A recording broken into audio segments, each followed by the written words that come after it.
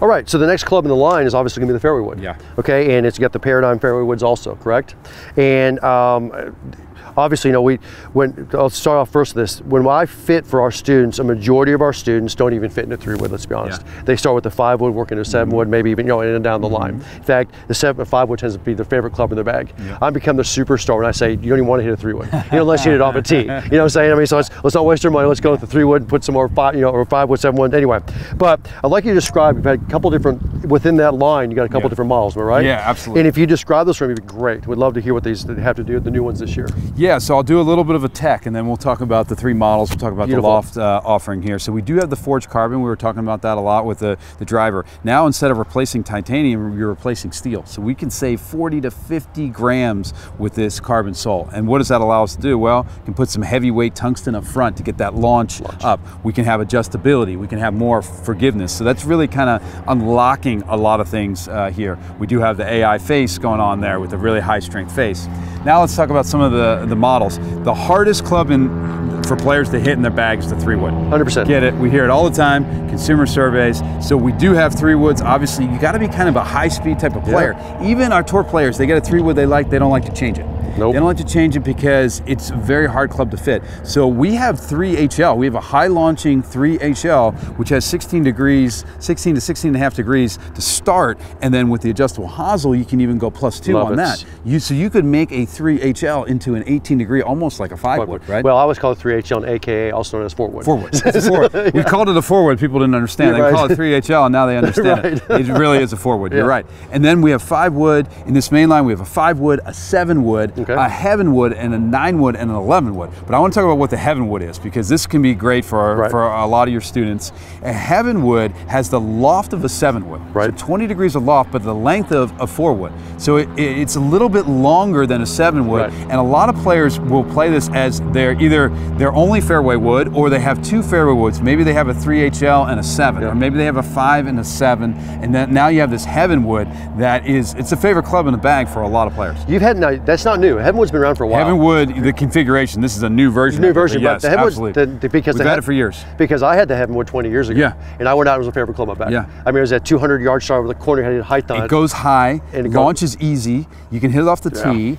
Very, very forgiving. I loved it. I loved it. We've got the 7-wood in there. We've got a 9-wood. We've got an 11-wood, and we have 3 models. So I'm holding the standard model. This is going to be good for a wide variety of golfers. This is the one that has the most models available. You've got the X model. This is going to be a little bit bigger, a little bit more forgiving, and a little bit more of the draw. A little bit more of the draw bias on it. So it's a little bit more upright. We were talking about the lie angles earlier. This one's going to be a little bit flatter. You're holding the 7-wood there, and then we have a better player. We have the triple diamond. But you've got to have some speed with the triple diamond. It's got that weight up front, a little bit different shape to it. So in both these models, they're going to come in 3, 5, 7, 9. Yeah. So so we'll go up to the 7 on the X model. This one's going all the way to the 11-wood with the heavenwood. So the widest variety are going to be with this core standard Paradym model.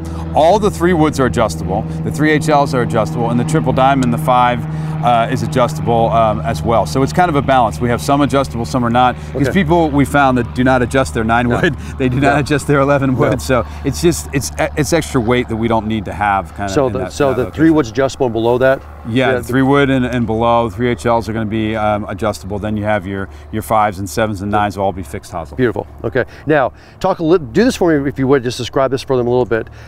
Describe the line goal of a fairway wood. Yeah. You know, and I would like to just an expert here. One of the biggest things I get from them when I get the question is, you know, everything in the bag other than the driver they know is adjusted for line goal. It seems like, you know, they're adjusting working line goals, but then we don't do in fairway woods. And so can you explain why we don't do a lot of adjustability in the fairway woods and line goals? Well, we can, so we can adjust them, you know, 1 to 2 degrees if we want, and then some better players, they want to have it a little bit flatter because they don't want to see that ball going left there.